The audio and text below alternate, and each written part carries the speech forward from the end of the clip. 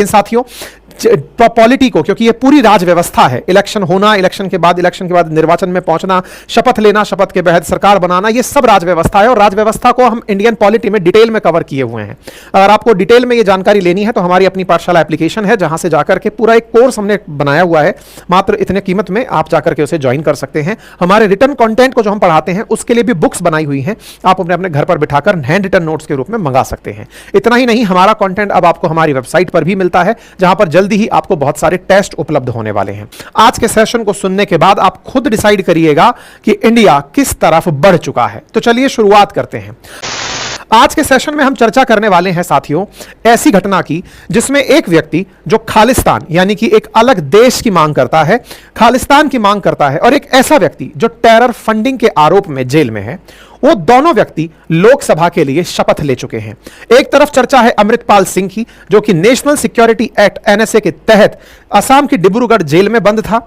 दूसरी तरफ बात है इंजीनियर राशिद खान की, जो कि तिहाड़ जेल में यूएपीएफ यानी कि अनलॉफुल एक्टिविटी प्रिवेंशन एक्ट के तहत तिहाड़ जेल में बंद था। ये दोनों ही जेल में रहते हुए चुनाव लड़ते हैं।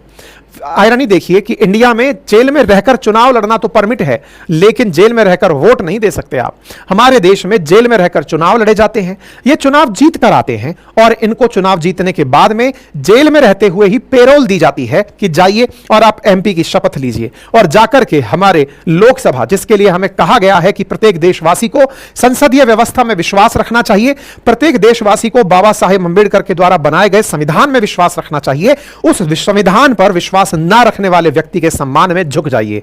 हमारे देश में एक ऐसा ही इतिहास बनने जा रहा है, क्योंकि वो व्यक्ति जो देश के संविधान को नहीं मानता, बाबा साहेब अंबेडकर के दिए संविधान को नहीं मानता, उस व्यक्ति को जेल में शपथ दिला दी जाती है। इसलिए उस व्यक्ति को लोकसभा की शपथ दिला दी जाती है। इसलिए बड़ा सवाल बनता है, आफ्टर ऑल जिम्मेदार कौन है? हमारी लोकतांत्रिक व्यवस्था, हमारी कानून व्यवस्था? आप और हम आज के सेशन में विस्तार से चर्चा करेंगे। साथियों, चर्चा है दिल्ली के तिहाड़ जेल में बंद कश्मीरी नेता शेख अब्दुल राशिद और असम की डिब्रूगढ़ जेल में बंद खालिस्तानी समर्थक अमृतपाल सिंह के शुक्रवार को सांसद पद के शपथ लेने की। साथियों, ये दोनों पेरोल से बाहर आए और संसद भवन के अंदर शपथ ली। यहां पर कुछ तस्वीरें हैं। अमृतपाल सिंह कौन है, इस पर ऑलरेडी हमने पहले सेशन किए हैं। जब ये चुनाव जीत कर आए तब भी हमने किया था। ये बारिश पंजाब दे का मुखिया है। ये कुछ इस प्रकार से पुलिस व्यवस्था के अंदर लाया जाता है, प्रॉपर तरीके से इसे प्रोटोकॉल में ले जाते हुए पूरी सुरक्षा व्यवस्था के साथ ले जाकर इसे शपथ दिलाई जाती है। अमृतपाल को 10 शर्तों के आधार पर पेरोल दी गई कि तुम जाओगे तो तुमको ये शर्तें पालन करनी होंगी। अमृतसर ग्रामीण के एसएसपी सतिंदर सिंह को यह जिम्मेदारी दी गई कि आप इनकी पूरी कार्रवाई को अंजाम देंगे। और तो और पंजाब के अंदर जो डीजीपी पुलिस हैं उनके खाते से, यानी कि पुलिस का जो खाता होता है जिसमें एक्स्ट्रा खर्च के लिए पैसे रखे जाते हैं, उनसे ये पूरा आना जाने का पैसा कटेगा। और इस तरह से एक व्यक्ति जो कि अमृतपाल सिंह है और वो पंजाब के अंदर चुनाव जो जीत कर आया है, उस व्यक्ति को इस प्रकार से प्रॉपर व्यवस्थाओं के तहत शपथ दिलाई जाती है। उसके परिवारजन अपनी तरफ से उसकी रिहाई की मांग कर रहे हैं। उनका कहना है कि हमारे लिए मांग सबसे बड़ी यही है कि वो बाहर निकल कर आए, क्योंकि ये वो व्यक्ति है जो जेल में रहकर चुनाव जब जीतता है तो हम इस पर प्रॉपर एक सेशन करते हैं। जो लोग नहीं जानते, जिनकी याददाश्त कमजोर है, मैं याद दिला दूं, ये अमृतपाल सिंह वो व्यक्ति है जो 2012 में देश से बाहर दुबई गया था काम के सिलसिले में। 22 में भारत लौटता है, यहां लौट करके वारिस पंजाब दे का मुखी बनता है। यहां बनकर के फिर वो प्रॉपर तरीके से अमृतपाल सिंह अजनाला के अंदर एक मारपीट के मामले में, उस पर मारपीट का मामला दर्ज किया जाता है। मामला दर्ज होने के बाद उसके समर्थक अजनाला थाने में पूरी तरह से कब्जा कर लेते हैं। जब इसकी तस्वीरें बाहर आती हैं तो ये तस्वीरें देखते ही भयातीत कर देती हैं कि इतनी बड़ी पुलिस की संख्या को ग्रामीण या फिर उसके समर्थक इस तरह से तोड़ते हुए बैरिकेड अंदर घुसते हैं और थाने पर कब्जा कर लेते हैं।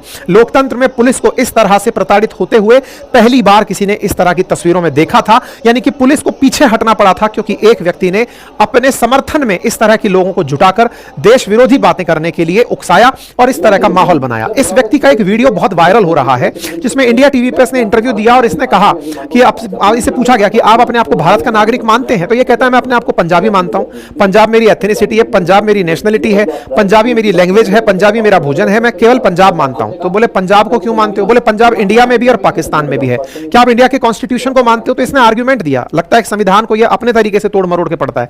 इसने आर्ग्यूमेंट दिया कि आर्टिकल 25 के क्लॉज बी में कहा गया है कि हिंदुइज्म के अंदर ही सिखिज्म को, जैनिज्म को, बुद्धिज्म को काउंट किया जाएगा। जब मेरा संविधान जो सिखिज्म है उसको अलग आइडेंटिटी नहीं देता तो मैं उस संविधान को कैसे मान सकता हूं। यानी ये वो व्यक्ति है जो संविधान में भी विश्वास इसलिए नहीं रखता क्योंकि इसको लगता है कि देश का संविधान सिखिज्म को अलग मान्यता नहीं देता, इस वजह से मैं संविधान को नहीं मानता।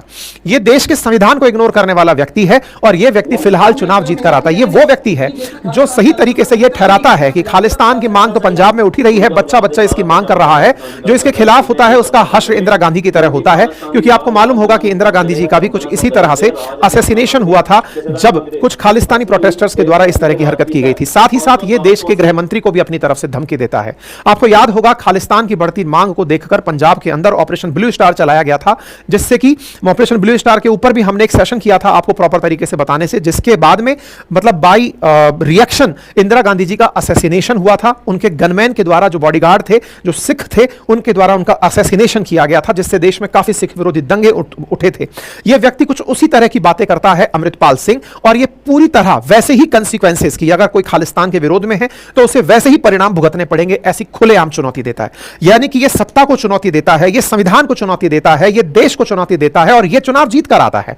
और हमारे चुनाव जीतने के बाद इसे बाकायदा शपथ दिलाई जाती है। समझ ही नहीं आ रहा है कि मजाक चल रहा है हम देशवासियों के साथ में, हमें बेवकूफ बनाया जा रहा है, यह चल क्या रहा है। और विशेष रूप से यह सवाल उठना इसलिए भी लाजमी है क्योंकि यह व्यक्ति अभी फिलहाल के लिए आर्म्स एक्ट के तहत भी, जिसके पास बड़ी मात्रा में इसके पास असलहा था, इसके साथ साथ एनएसए के तहत, एनएसए वही एक्ट जो इंदिरा गांधी जी की हत्या के बाद लागू किया गया था, उसी के तहत इसे पंजाब असम के डिब्रूगढ़ जेल में बंद किया हुआ है। यह व्यक्ति वहां से बाहर ला करके वहां बैठे बैठे चुनाव भी लड़ लेता है और चुनाव लड़ करके प्रॉपर तरीके से अब शपथ भी ले लेता है। अब आपके दिमाग में सवाल बनेगा कि क्या हमारा कानून इतना कमजोर है क्या? तो देखिए, असल मायने में क्या है कि हमारे देश के राजनेताओं ने कुछ अपने ऐसे मिसाल कायम किए हुए हैं कि राजनीतिक प्रतिद्वंदिता के चलते भी राजनेता दूसरे राजनेताओं को जेल में डालते आए हैं कि भाई इनके ऊपर यह आरोप है कि इन्होंने ऐसा किया था।